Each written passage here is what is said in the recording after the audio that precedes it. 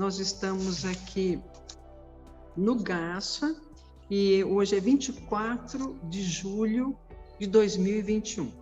Vamos então passar a leitura do livro Caminho, Verdade e Vida, de Chico Xavier, pelo Espírito Emmanuel, o item 76, que intitula-se Edificações.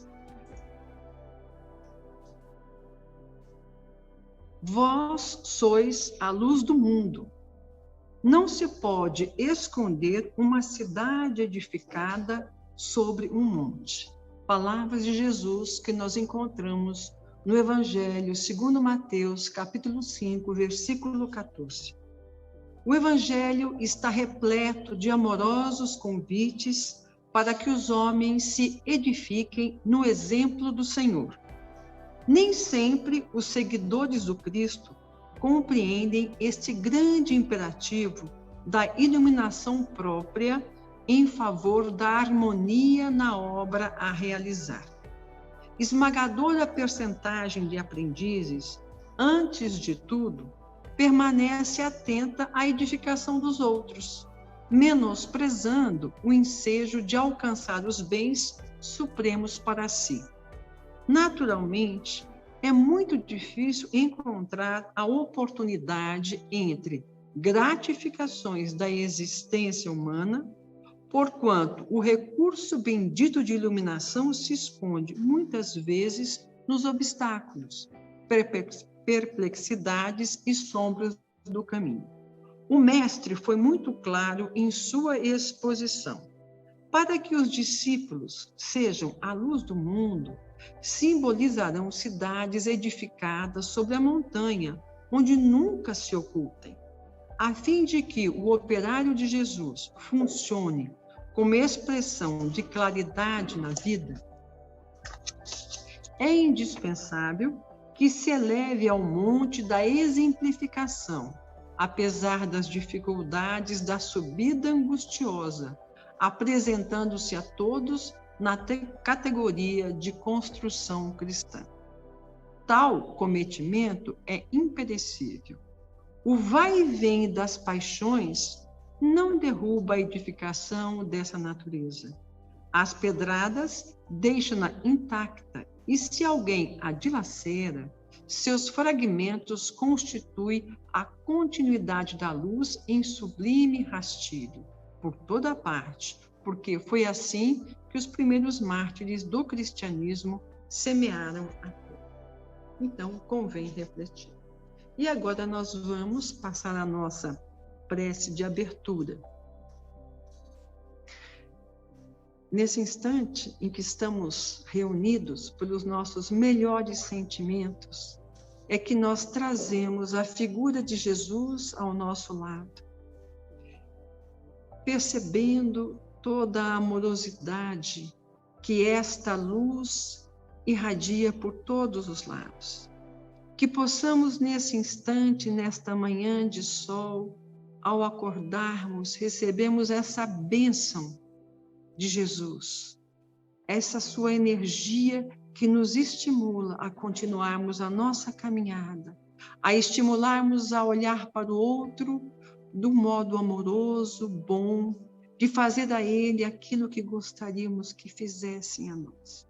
Então, Mestre Jesus, nós agradecemos por mais um encontro e rogamos as bênçãos para todos nós, para todos os nossos companheiros do GASFA, todas as pessoas que nos assistem e a todos os nossos parentes e amigos. E assim, com as suas bênçãos, nós iniciamos mais um encontro nesse sábado ensolarado, dizendo graças a Deus. Então, meus amigos, mais uma vez nós estamos aqui na modalidade presencial e online e vamos então passar a palavra para a Leila para que ela nos ajude na nossa caminhada. Graças a Deus. Leila, por favor. Lá ficava mais perto do pessoal. Era melhor. Eu sei que tem uma razão.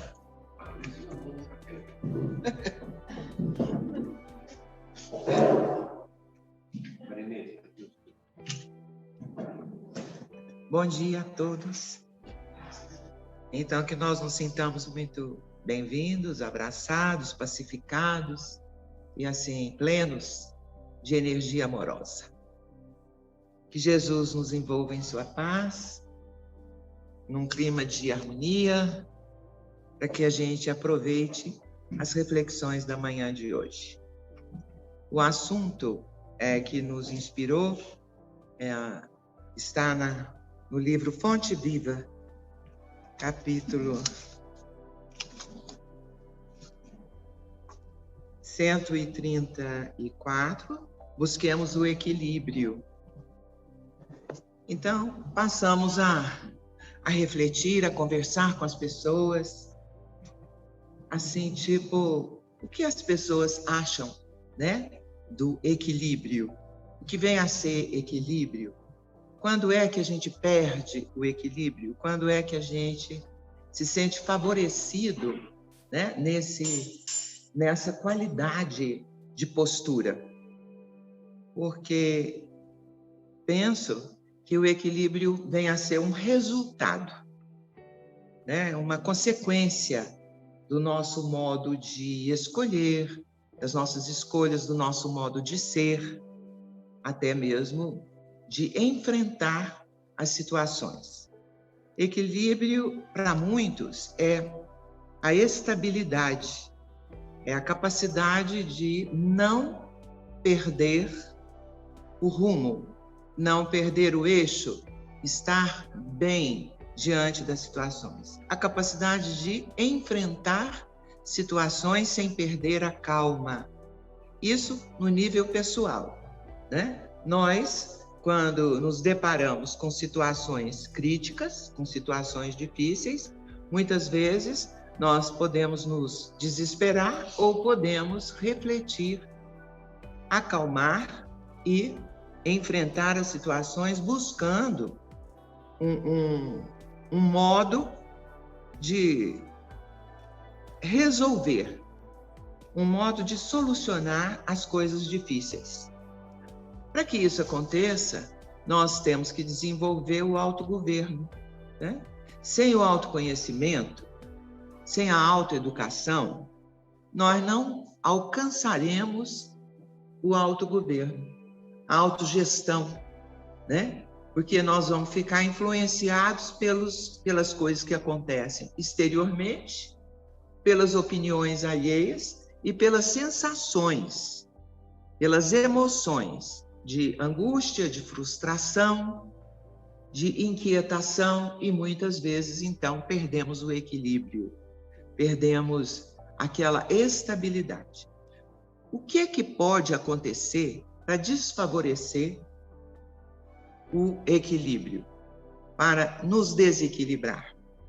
Com certeza é a falta do autogoverno, quando a gente, ao invés de perseguir, de cultivar as virtudes, nós cultivamos os vícios. Nós nos entregamos às coisas inferiores, às paixões, às viciações. Por exemplo, o hábito de beber, o alcoolismo, leva ao desequilíbrio. Por que leva ao desequilíbrio? Porque leva à perda do autogoverno. A pessoa se entrega àquela necessidade de beber, né? Então, tudo que foge à moderação, tudo que é exagerado, vai redundar na crise, no desequilíbrio. Isso, em nível planetário, por exemplo, ecológico, faz com que o planeta sofra. Ocorre muitas vezes e em muitos lugares, por excesso de exploração inadequada, a desertificação de lugares, né? Os lugares que eram arborizados, férteis antes, podem se tornar desertos pelo excesso de exploração. Quando se corta inadvertidamente todas as árvores, né, da região, aqueles espaços ciliares dos rios, né? Então, há uma consequência por essa mentalidade irresponsável e tacanha de lucro imediato, sem pensar no depois. Por exemplo, a caça, a pesca, né, inadequada em tempo, por exemplo, em tempo de reprodução dos animais, do peixe, por exemplo, pode redundar numa extinção, né, daquela população de peixes. Então, no nível planetário, somos chamados hoje, principalmente, à instrução, ao conhecimento, para evitar esse tipo de estrago na natureza. Então, é muito importante para o nosso equilíbrio essa percepção de que fazemos parte desse mundo, desse planeta que é um organismo vivo. Então, nós devemos estar conscientes das nossas ações e das nossas interferências no mundo em que vivemos. Isso no nível planetário. E no nível, em relação ao social, quando nós nos permitimos um tipo de temperamento ou um tipo de atitude agressiva ou irrefletida ou nervosa demais, irritadiça demais, nós interferimos no ambiente em que vivemos, prejudicando as pessoas, né? Quebrando o clima que poderia ser de harmonia e que acaba desenvolvendo todo uma forma de convivência difícil, né? E nós nos submetermos à convivência de pessoas também assim, estamos nos expondo a um clima deletério que faz mal para nós.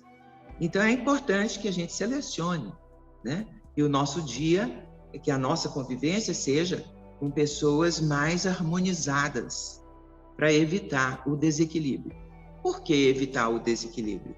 Porque o equilíbrio é o elemento propiciador de felicidade. Se buscamos a felicidade, temos que nos pacificar com o autogoverno, o autoconhecimento, a autoeducação, a suavização dos sentimentos, a higienização mental.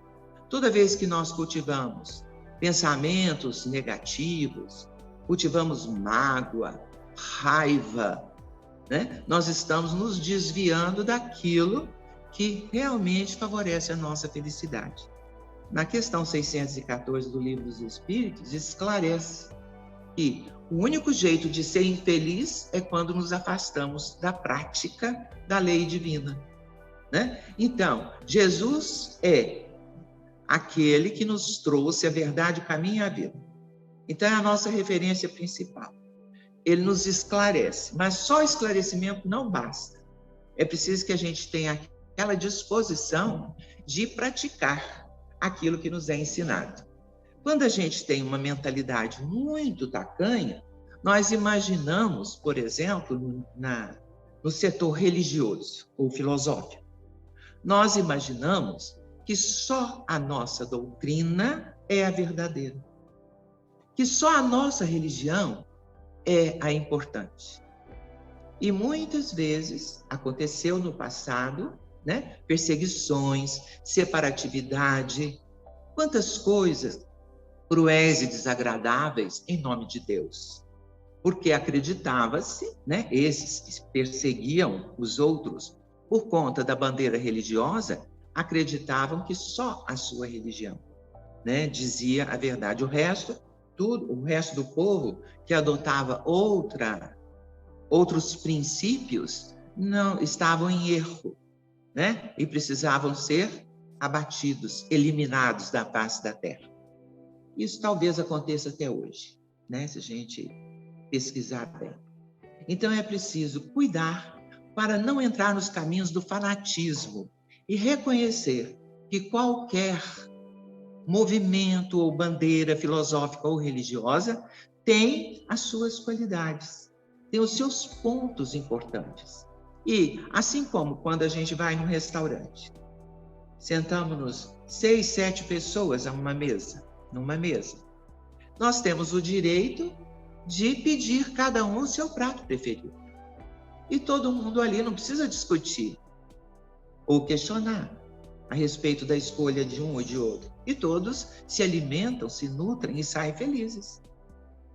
Assim, as religiões são diferentes, mas há princípios que batem, né, que são idênticos ao outro. Por exemplo, a existência de Deus, a vida após a morte, né? Então, há pontos comuns nas diversas religiões. E isso nos leva a considerar que devemos, a nossa postura tem que ser uma postura acolhedora, uma postura compreensiva, uma postura de aceitação. E essa aceitação é muito importante, né? Do outro, sem discussão, sem querelas, né? Porque o nosso papel muitas vezes também é de exterminar, né? Exterminar as diferenças, as discussões. E o nosso papel importante é de estreitar os laços humanos. Essa questão da aceitação tem que partir da autoaceitação. Quando nós criamos dentro de nós um espaço de reconhecimento da nossa luta, de melhoria pessoal, esse espaço de merecimento, de autoconfiança, porque nós descobrimos a pouco e pouco que nós temos todo um potencial latente dentro de nós, de infinitas possibilidades, em que podemos ir devagar, mas sem pausa sempre, né? Determinadamente caminhando para uma plenitude, né? Isso quando nós desenvolvemos uma flexibilidade na mente, quando nós podemos desenvolver uma percepção da realidade da vida em nós e em torno de nós. Então, acredito que o primeiro passo seja mesmo esse do autoconhecimento e a busca do autogoverno, para quando acontecer uma crise, como está acontecendo agora, por exemplo. A pandemia, essa globalização toda da pandemia, os cuidados, quantas pessoas, por exemplo, mudaram radicalmente os seus hábitos. A bebida, estatisticamente, diminuiu, né? Por quê? A bebida quando a gente é um elemento social. Não se aprecia beber sozinho, né? Geralmente bebe-se em companhia de outras pessoas. Então, diminuiu o consumo do álcool. Mas, em contrapartida, né, a solidão daqueles que vivem sozinhos aumentou, né? Então, muitas vezes, levou à depressão, à tristeza mais profunda. Esse isolamento teve uma consequência, e muitas vezes até o suicídio, né? Por quê? Porque as pessoas, muitos dos nossos irmãos, ainda não sabem conviver consigo próprios, né? E isso faz parte do processo de autogoverno e de reconhecimento dos nossos valores. Quando a gente se coloca muito abaixo, fica mais difícil nós desenvolvermos alegria de viver, contentamento, felicidade, saúde no nível mental, espiritual e emocional e até físico. No aspecto físico, por exemplo, se a gente considerar uma planta, nós sabemos que quando colocamos lá a sementinha, se nos excedemos na rega para aguar, ela pode morrer, não germinar, apodrecer. Se nós deixamos de regar igualmente, passamos para o outro excesso, ela também morre. Se tiver muito sol ou sol nenhum, então o caminho tem que ser o caminho do meio. O exagero sempre leva à desarmonia, a essa crise que nós queremos enfrentar, mas com naturalidade. Naturalmente, quando somos caluniados, quando somos enfrentados negativamente, quando somos magoados. Precisamos dar tempo a nós para refletir sobre a ocorrência. E não imediatamente, como robôs, respondermos, ou como instintivos tão somente, respondemos com uma ação igual, ou até pior. Por exemplo, quando nos voltamos excessivamente para os prazeres do sexo, há desvios. Pode acontecer violência, pode acontecer abuso e prejuízo. Todo o excesso vai nos fazer sofrer, a nós próprios. Então é preciso lembrar daquele conselho, daquela frase, enfim, de Paulo de Tarso, quando diz que Deus não nos deu o espírito de temor, mas de coragem para o enfrentamento, de amor, que é a disposição da boa vontade em relação ao semelhante e a nós próprios, e a moderação. Moderação que nos alerta para que a gente possa vivenciar e praticar aquilo que nós acreditamos ser verdadeiro.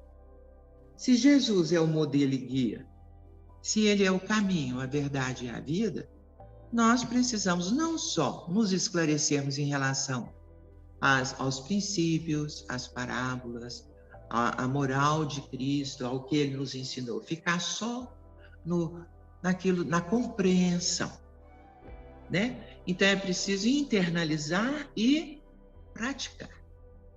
Entre o conhecer, o saber e o fazer, há uma grande diferença. E o convite para que haja essa capacidade, né, de enfrentamento saudável, natural, das circunstâncias difíceis, vai depender dessa compreensão nossa, dessa compreensão e dessa disposição para praticar, né, o bem. Por exemplo, há pessoas que só encontram prazer na posse do material e buscam enriquecer. Buscam agregar mais e mais ao seu patrimônio. Isso revela uma insatisfação. Talvez não seja pela posse em si, pelo luxo em si, mas é uma coisa dentro dela. É uma insatisfação. Então, é um sofrimento. Quando a gente se reconhece, quando a gente reflete sobre nós próprios, como é que estamos dentro de nós, então temos um caminho e vai facultar para nós uma satisfação com o nosso quinhão, com aquilo que nos cabe. Por exemplo, a pobreza. Temos todo o direito de superar a pobreza, mas a pobreza extrema é um exagero. Vai nos balançar. Então, tanto o excesso de luxo, de posse, desse desejo que nos coíbe de viver o melhor da vida, de cultivar a afetividade, a convivência e só pensar no ganho, quanto a miséria, a pobreza, né? Isso deprime a qualidade humana. Então é preciso sempre pautar pela moderação, pela busca do que é sensato, do que é coerente. Há uma outra frase de Paulo para Timóteo, se não me engano, quando ele diz: se temos o sustento e com que nos vestirmos, estejamos com isso contentes, né? Então, é coisa muito sábia isso. Por quê? Se a gente já tem conhecimento da impermanência de tudo, né? Do fluxo da vida, se nós sabemos que viemos sem nada e vamos voltar também levando absolutamente nada, apenas os ganhos espirituais e intelectuais, então nós vamos aprendendo o desapego, né? O desapego que vai nos facilitar nos momentos de crise. Por exemplo, se há uma perda de uma pessoa muito querida, muitos dos nossos irmãos lamentam enormemente, choram, desesperam e até em outros países, em outros tempos, alugavam as choradeiras, né? Para que aquele enterro, aquela ocorrência, tivesse o timbre de importância, né? Então, se chorar muito pelo defunto, significa que a família e o próprio defunto são mais do que importantes. Hoje nós já temos uma compreensão dilatada, né, sobre isso. Nós sabemos que manter a serenidade, manter a calma, né, manter assim um espírito de amorosidade em relação ao que partiu, é muito importante para nós, para a nossa família, para os circunstantes e para a própria pessoa que está em processo de desligamento. Então, a pouco e pouco, nós vamos aprendendo coisas que nos libertam, né? Que nos facultam essa capacidade de enfrentar. Muitas pessoas se desesperam, por exemplo, com a perda de coisas materiais, mas há outras que já vislumbram, né, aquilo não como uma real perda, mas como um desafio para alcançar coisas melhores ou até realizar a transcendência, a superação. Eu penso que eu já contei essa história aqui, a história de Joseph, aquele empresário muito, muito, muito rico e que lidava com assuntos imobiliários. E, certa ocasião, houve uma queda, uma depressão nesse setor e ele ficou completamente falido. Tudo que ele tinha foi para o ralo. Então, ele perdeu a convivência com os filhos, teve que divorciar, a convivência com a esposa, muitos anos de convivência, e ele se deprimiu e entregou-se ao hábito da bebida, ao alcoolismo. Então, ele se desesperou no momento da crise e decaiu bastante. Mas, com a ajuda dos alcoólicos anônimos, ele conseguiu levantar. E achou tão bom aquilo, como que ele pôde se libertar disso, né? Tão avassalador, e ofereceu-se para ajudar, para ser padrinho de alguém que estivesse nesse mesmo processo.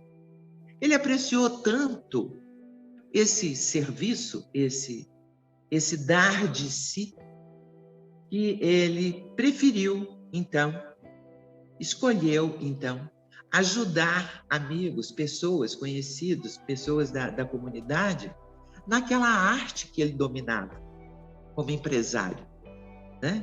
Então, ele começou a favorecer pessoas e revelou numa das entrevistas feitas com ele que ele sentia tanto prazer num só dia que não se comparava com a qualidade de prazer que ele usufruía ou auferia durante um mês inteiro.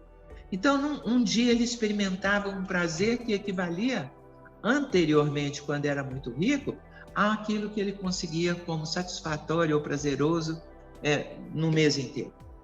Então, ele não pretendia ser tão rico quanto antes, mas continuava trabalhando e oferecendo, doando de si para encontrar o equilíbrio, a satisfação, a alegria de viver. O serviço, então, ao próximo é o maior antídoto contra o desequilíbrio. Então, quando nós nos voltamos para a necessidade do próximo, né, Josélia?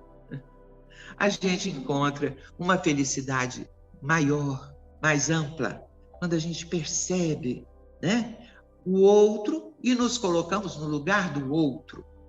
Quando fazemos isso, nós investimos, né, sobre nós próprios e realizamos uma qualificação nesse capital de investimento que somos cada um de nós. Por quê? Porque multiplicamos o talento, multiplicamos a dádiva, a bênção que a vida nos oferece.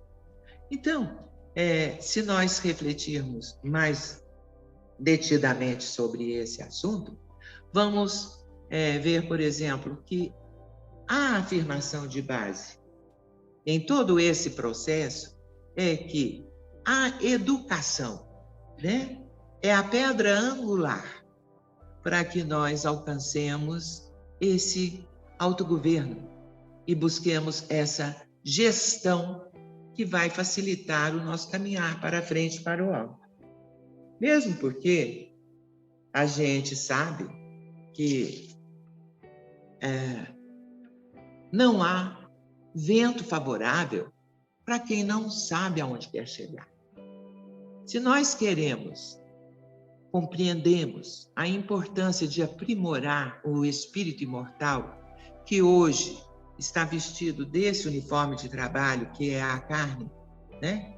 Que é a aparência física, nós sabemos que temos responsabilidade sobre essa vestimenta, devemos cuidar dela, mas não somos só isso, não somos só a vestimenta, somos também espírito que precisa e clama, né, por evolução.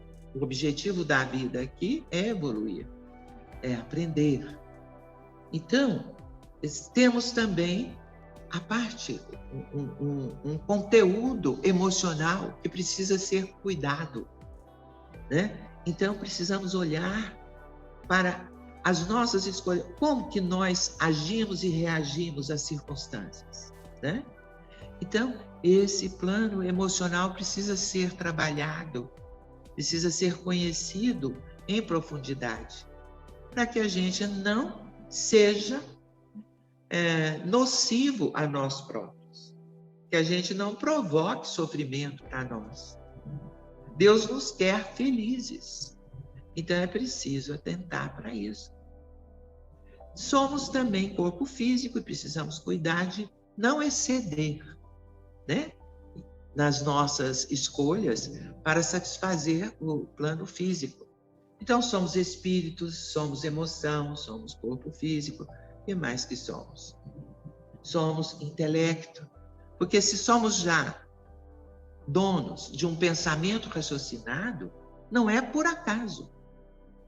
Ele precisa, como um talento, produzir, investigar. Então, nosso papel é conhecer, buscar aprimorar o intelecto, porque tudo isso vai facilitar aquela asa, que é a asa da moral, né? Não é só o avanço material e intelectual, o progresso palpável que importa, né? É preciso nivelar para que a gente realmente evolua.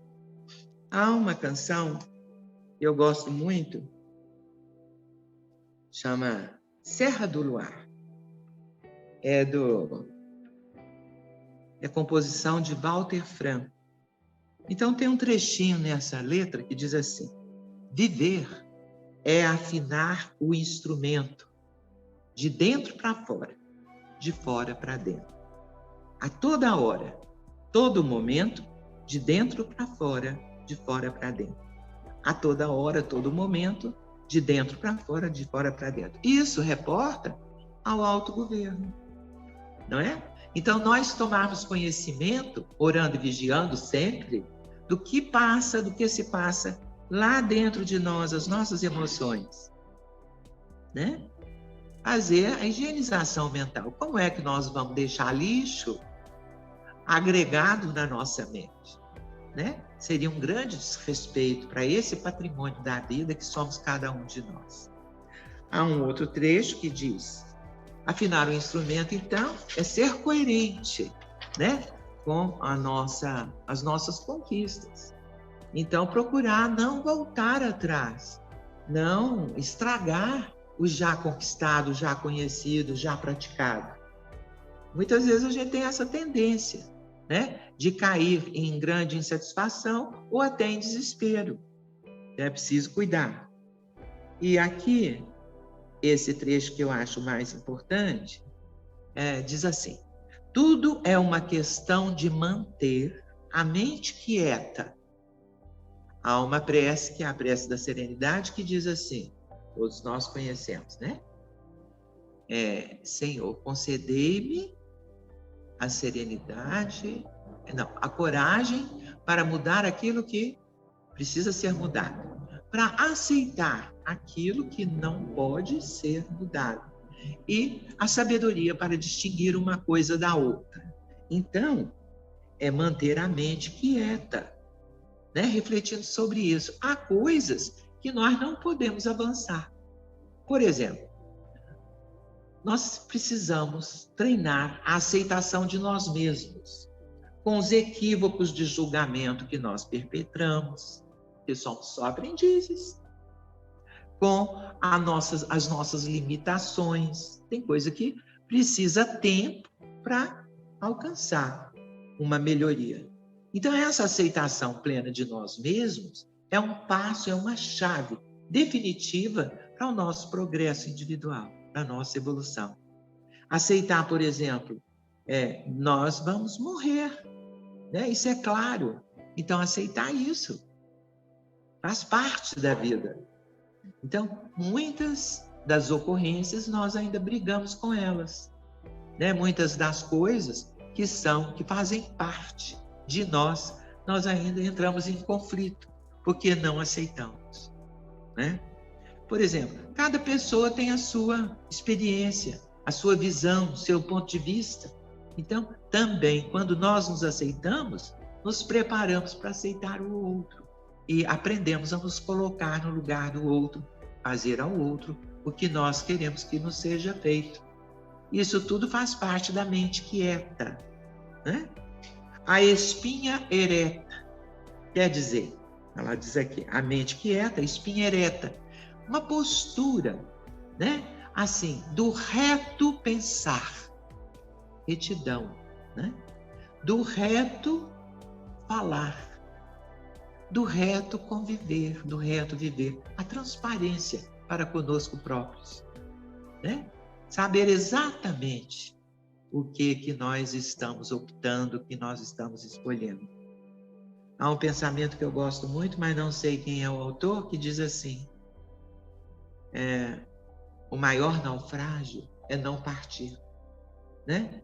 Então a vida é assim, cheia de riscos.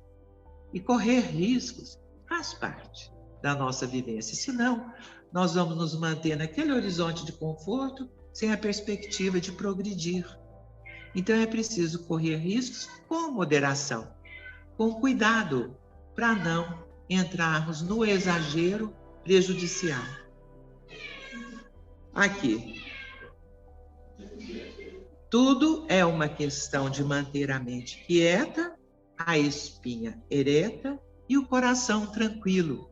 Como é que nós podemos manter o coração tranquilo? Quando suavizamos os nossos sentimentos. Quando inclinamos o nosso olhar para que ele se torne um olhar de bênção, né? Que a gente veja com boa vontade os outros, né? E nós próprios. Porque se não formos generosos para conosco, nós não teremos como ser amorosos com o nosso semelhante. Então é preciso o coração tranquilo. Se fizermos algum mal, então que a gente aprenda a não repetir, a fazer diferente, trocar a treva por luz, porque já temos conhecimento que a ignorância é a raiz de todos os males. Então, tudo é questão de manter a mente quieta, a espinha ereta e o coração tranquilo. Emmanuel, nesse livro Rumo Certo, tem uma parte aqui, um pedacinho, que eu achei muito importante. Aprenderemos, por fim, que diante da crítica, estamos convocados à demonstração de benevolência, para manter o equilíbrio. Diante da censura, é preciso exercer a bondade para a gente ter equilíbrio. À frente do pessimismo, somos induzidos a cultivar a esperança para que o equilíbrio se mantenha. Ante a condenação, somos indicados à bênção, abençoar. E que, renteando com quaisquer aparências do mal, é imperioso pensar no bem, dispondo-nos a servi-lo.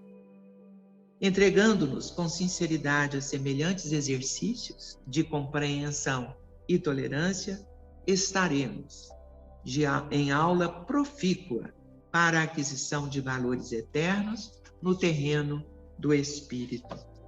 E eu colhi também alguns pensamentos do Dalai Lama, que para mim é uma pessoa que mantém o equilíbrio sempre, em quaisquer situações, até quando o seu país foi tomado, né, pela China. Ele não perdeu o juízo. Então, nós conseguimos aqui tirar.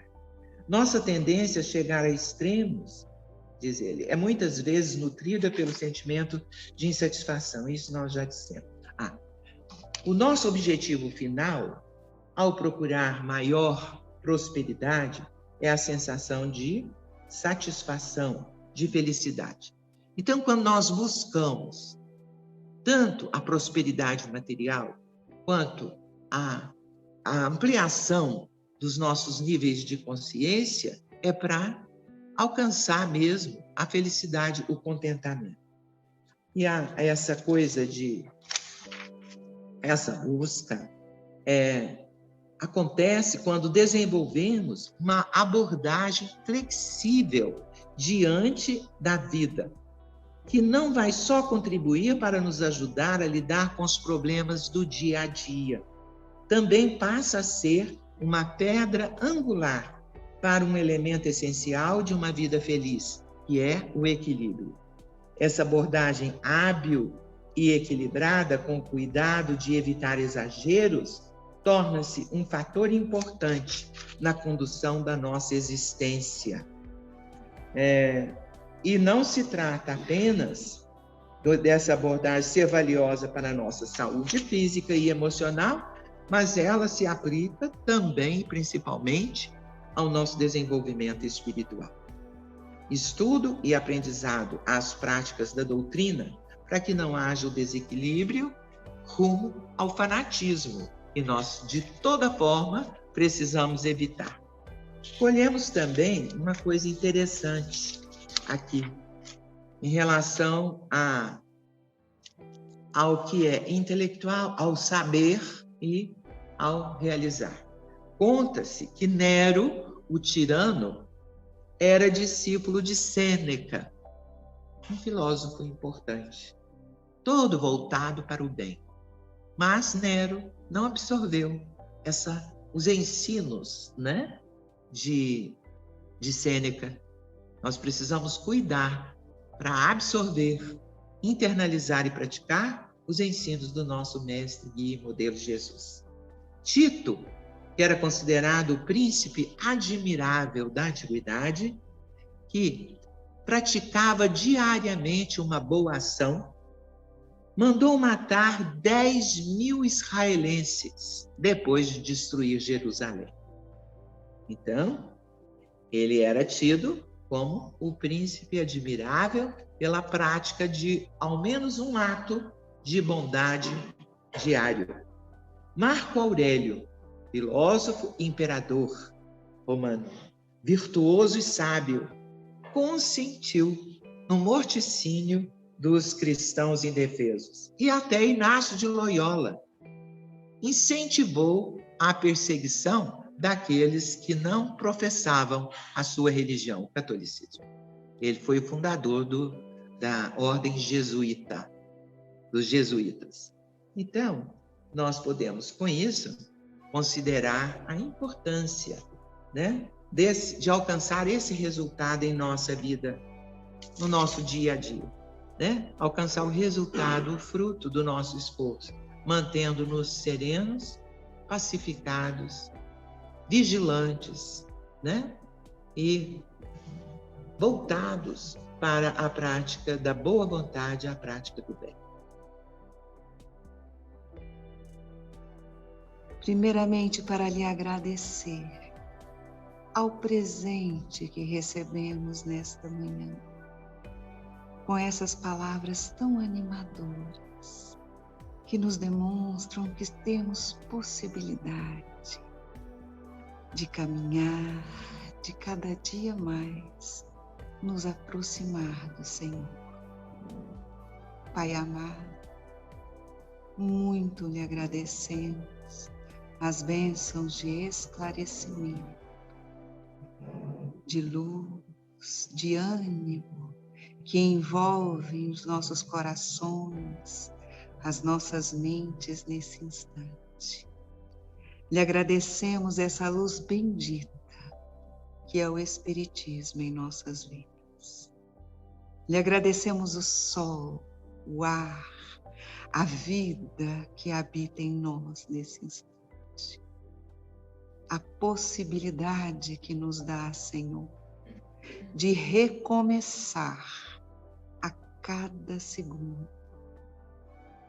Pai amado, é com essa gratidão infinita que nós nos disponibilizamos em receber mais ainda as tuas bênçãos. Bênçãos de amor, de paz, de refazimento. Bálsamo divino que envolve a cada célula do nosso corpo, a cada gota do nosso sangue, trazendo a harmonia, o equilíbrio, a saúde, tanto ao nosso corpo físico como à nossa alma. E lhe agradecemos mais uma vez, Pai, por esse envolvimento de saúde física e espiritual. Pedimos pelos nossos lares e por todos os lares. Pedimos por nós e por todos os nossos irmãos, encarnados ou desencarnados, vinculados a nós por afinidade ou por compromisso, ou não vinculados nesse instante. Mas imploramos a tua misericórdia infinita a tratar, a amparar, a orientar a todos os teus filhos, nossos irmãos. E na certeza, Senhor, que a tua luz divina embala as nossas vidas, dá força à nossa vontade, alegra as nossas almas, fortalece-nos a cada dia, que nós lhe agradecemos mais uma vez, orando. Pai nosso que estás no céu, santificado seja o vosso nome. Venha a nós, vosso reino. Seja feita, Pai, a vossa vontade, aqui na terra como no céu. O pão nosso de cada dia, dá-nos hoje, Senhor. Perdoa, Pai, as nossas ofensas. Ensina-nos a perdoarmos a quem nos tem ofendido. Não nos deixe, Senhor, cair quando em tentação. Livra-nos de todo mal, pois vosso é o reino, o poder e a glória, hoje e sempre. Pai, auxilia-nos a estar contigo, assim como o Senhor está conosco. Que a doce paz de Jesus esteja nas nossas mentes, nos nossos corações, durante toda essa semana. Graças a Deus, graças a Jesus.